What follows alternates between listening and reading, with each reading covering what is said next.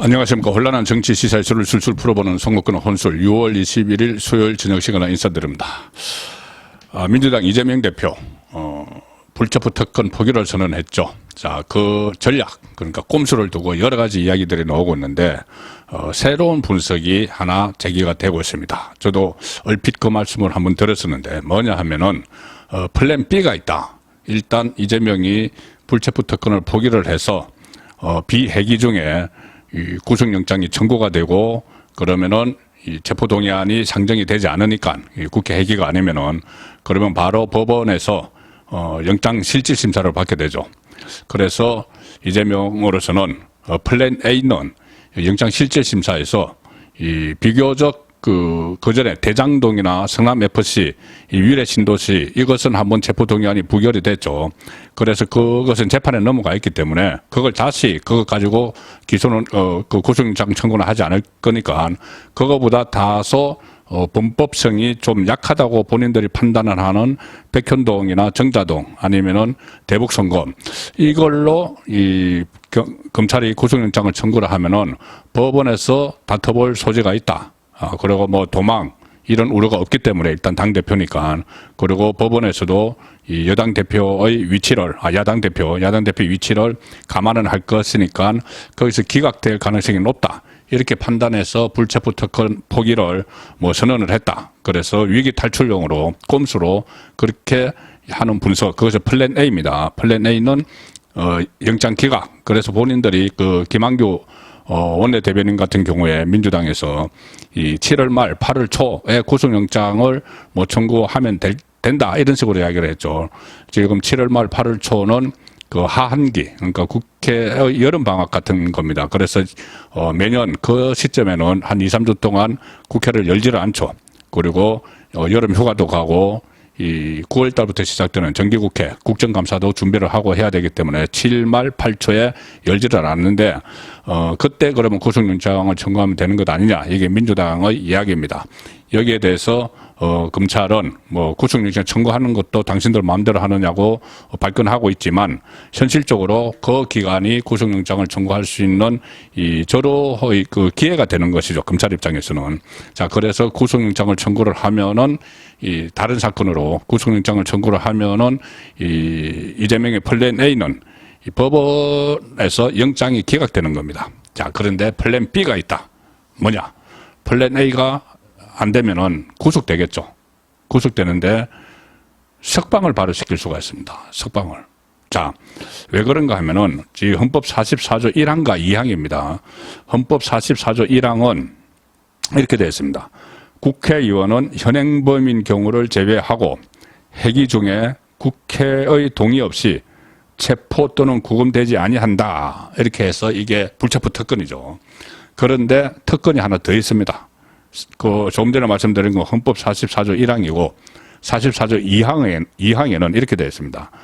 국회의원이 회기 전에 체포 또는 구금이 된 때는 현행 범인이 아닌 한 국회 요구가 있으면은 회기 중에 석방된다. 이렇게 되어 있습니다. 지금 구속이 돼 있어도 회기가 시작이 되면은 국회의 요구 이것도 표결을 합니다. 과반수 이상으로 이 석방을 요구를 하면은 석방을 시켜줘야 됩니다. 그러면 회기가 끝나면은 다시 또 구치소로 가야 되는데 회기를 계속 민주당이 다수당이니까 지금까지 해왔던 것처럼 방탄국회를 여는 것처럼 회기를 계속 이어가면은 이재명은 계속 불구속 상태로 있는 것이죠. 그래서 그 상태에서 총선도 치르고 총선에서 이 뭐 공천권도 행사하고 막 그런 상황이 될 수도 있는 겁니다. 그래서 이재명의 플랜 B는 이 석방 방탄이다. 석방을 할 수 있다. 민주당이 다수당이기 때문에. 자, 그런 또 일종의 꼼수를 지금 구상을 하고 있다. 이런 이야기가 나오는 것이죠. 자, 이게 사례가 있습니다. 사례가 2004년 초에 서청원 당시 한나라당 전 대표죠. 그때 불법 정치 자금을 받은 혐의로 구속이 됐는데 그때는 회기가 아닐 때 구속이 됐습니다. 국회 비회기 때. 그러니까는 회기 중이 아니니까는 체포동의안 없이 구속이 됐습니다. 구속이 됐는데 그 다음에 회기가 그 시장이 되니까는 한나라당이 그때 과반수를 가지고 있는 야당이었죠. 노무현 정부 때니까. 과반수를 가지고 있는 야당인 한나라당이 이 석방을 요구를 했습니다. 국회 요구를 한 거죠. 그러니까 석방을 요구를 하니까 표결에 붙였는데 그때 이 과반인 한나라당이 이 표가 많으니까 이 석방 요구안을 통과를 시켰습니다. 그래서 이 서청원 의원이 구속된 지 12일 만에 석방이 됐죠. 석방이 됐는데 이게 첫 케이스가 아니고 재헌 국회 이후에 이런 식으로 그 구속이 됐는데 국회의 결의로 석방된 것이 14번째였다고 합니다. 과거 자유당 시절에 뭐 김두한 뭐 이런 때부터 해서 지금 14번째 그런 사례가 있었다는 거죠. 지금 마지막 사례가 2004년 초 서청원입니다. 자, 그렇게 되니까 이재명의 플랜 B는 서청원 모델이다. 그래서 이 석방 방탄을 한다. 이런 그 지금 관측들이 나오고 있습니다. 그리고 그러면 두 번째로 그 구속영장을 청구할 제목이 그 어떤 혐의일까? 뭐 대북 송금, 정자동 뭐 많이 있는데 지금 백현동 쪽이 유력하다는 이 보도가 나오기 시작을 했습니다. 백현동 그 옹벽 아파트 있죠. 그 용도를 4단계나 상향 변경을 해서 그 업체 건설업자에게 떼돈을 벌게 해주고 그 사이에 김인섭이라고 이재명 그 성남시장 선거 때 선대 본부장을 했던 사람이 그 중간에 브로커 역할을 했다. 그걸 77억 원을 받았다. 그 사건인데 김인섭이 그동안 입을 다물고 있다가 구속됐습니다. 최근에 구속됐는데 구속되고 나서 검찰 조사에서 진술을 하기 시작을 했다. 이 보도가 오늘 문화일보에 단독으로 보도가 됐습니다. 보통 뭐 구속이 되고 나면 신경 변화를 많이 일으키죠. 그래서 불기 시작했다 이 말인데 이 로비스트로 지목된 김인섭 전 한국하우징기술 대표가 검찰 조사 과정에서 백현동 개발을 위해서 성남시에 대관 작업을 했다. 이런 취지로 사실관계를 일부러 인정을 했다. 대관 작업이라는 게 로비입니다. 국회에 대관 업무를 하는 사람들이 있죠. 각 기업체나 아니면 관공서에서 나와서 대관 업무를 하는데 그것은 국회를 상대로 로비를 하는 사람들이죠. 그래서 여기서 그 김인섭 씨가 대관을 했다는 것은 대관 작업을 했다는 것은 성남시를 상대로 당시 성남시가 시장이 이재명이죠. 그리고 뭐 정책실장이 정진상과 이 김인섭 씨가 뭐 통화도 자주 하고 그런 기록들이 있습니다. 뭐 면회도 가고 한 기록들이 있는데 그리고 이 김인섭에게 로비를 받은 사람 그러니까는 그 로비를 부탁한 사람이죠. 로비를 부탁한 사람이 백현동 민간개발업자 아시아 디벨로퍼 대표 정모 씨인데 정모 씨도 지금 구속이 돼 있죠. 그래서 검찰이 김인섭 그리고 이재명 당시 성남시장의 인허가 결정하는 과정에서 연결고리에 대해서 집중적으로 들여다본다.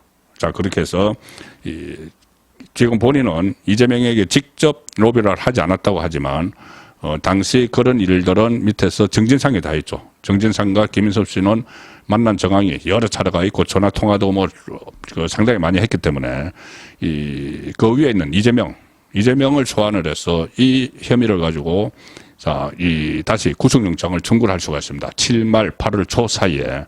그러면은 만약에 그때 구속영장이 발부가 돼서 이재명이 7말 8월 초에 전격적으로 구속될 수가 있다는 말씀을 아침에 제가 들었었는데 조간 딱 볼 시간에. 그런데 이 구속된 상태에서 또 민주당이 회기를 열어서 계속 지금 상시국회라고 하니까는 뭐 바로 8월 16일부터 이 회기가 열립니다. 회기가 열려서 9월달, 10월달, 11월, 12월, 1월까지 정기국회죠. 그 다음에 2, 3, 4, 5 그러니까 내년 총선이 4월달에 있으니까 그때까지 계속 국회가 열립니다.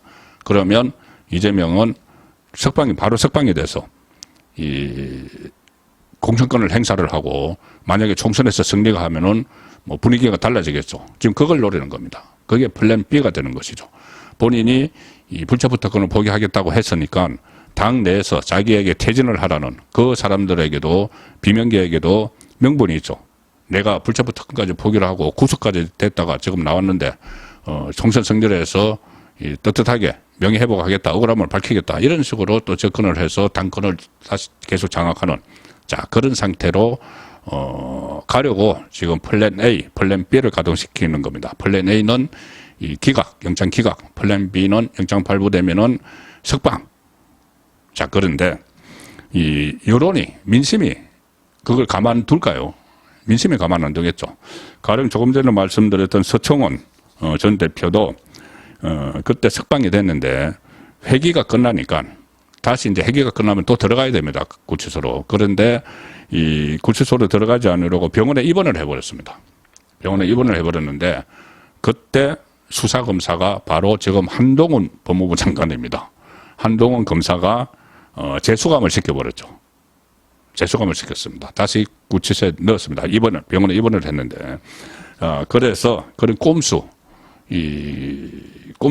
역풍이 불었죠. 한나라당의 꼼수.